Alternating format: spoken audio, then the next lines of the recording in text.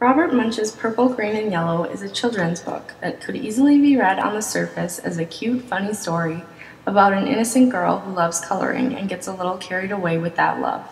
In fact, Munsch suggests this innocence and surface analysis when he reveals the story of how he came up with the idea for the book. At a storytelling conference in Toronto 22 years ago, he sat next to a young girl named Bridget at lunch who was coloring her nails purple with a magic marker. He asked her if she enjoyed coloring, and she responded that she certainly did.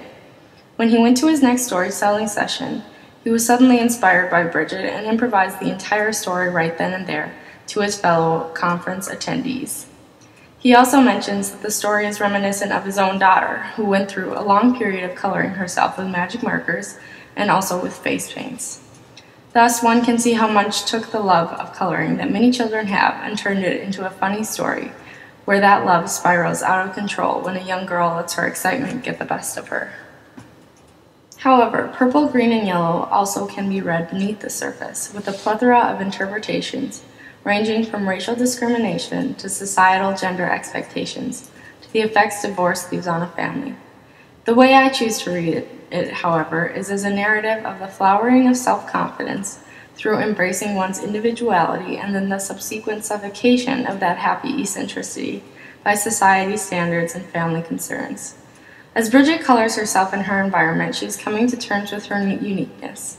The more she colors, the more of her individuality she embraces, and the happier she becomes. Her mother takes coaxing to accept that Bridget can have more and more colors and different kinds of markers, and needs to legitimize the reasons for doing so, qualifying that she can only color on paper, not herself, thus limiting how far from the norm she is allowed to stray.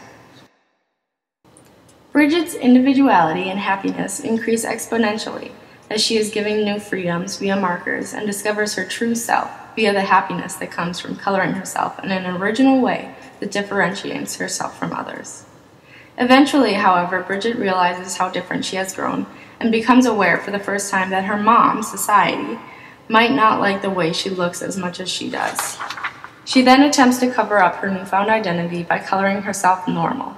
The stress she feels from keeping her colorful self secret from her mother compounds with her unhappiness from not getting to be herself and leads Bridget to a point where she is teetering on the edge, about to fall, about to get caught. Indeed, her mother catches her and frantically tries everything possible to cover up her color, in fear that she hurt the family reputation or be unable to get a job or go to school. No one must know. As often happens with people embracing individuality, they end up inspiring other people. This is symbolized by the coloring of Bridget's father, who the mother also frantically tries to keep from the public eye. The message of this interpretation is that individuality brings happiness, but it is also often hard to justify to others whose minds are closed. Although I highly doubt that this interpretation corresponds with Robert Munsch's intention, mostly because children's books usually glorify individuality and acceptance, it nevertheless demonstrates the possibilities of reading into a story. I'm tired of drawing on the paper, but I'm not going to draw on the walls, and I'm not going to draw on the floor, and I'm not going to draw on myself. But everybody knows it's okay to color your fingernails. Even my mother colors her fingernails. So Bridget took a purple super indelible, never come off till you're dead, or maybe even later, coloring marker, and she colored her thumbnail bright purple.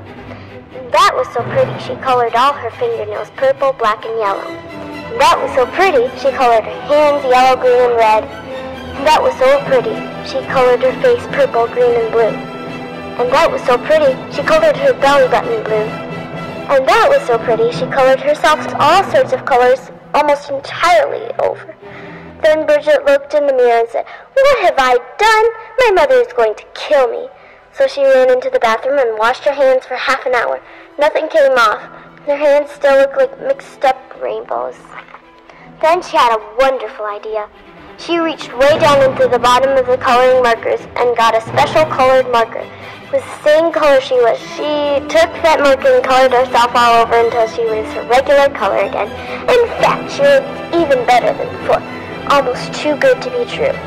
She went downstairs and her mother said, "Why, Bridget, you're looking really good today." "Right," said Bridget. She took Bridget into the bathroom and washed her hands and face. The special color came off and Bridget looked like mixed up rainbows. Oh no, said her mother.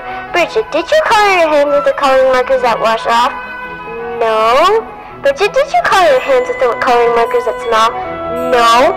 Did you use the super indelible never come off till you're dead and maybe even later coloring markers? Yes. Yikes, yelled her mother. She called the doctor and said, Help, help, help! My daughter has colored herself with super indelible never come off till you're dead and maybe even later coloring markers. Oh dear, said the doctor, sometimes they never come off.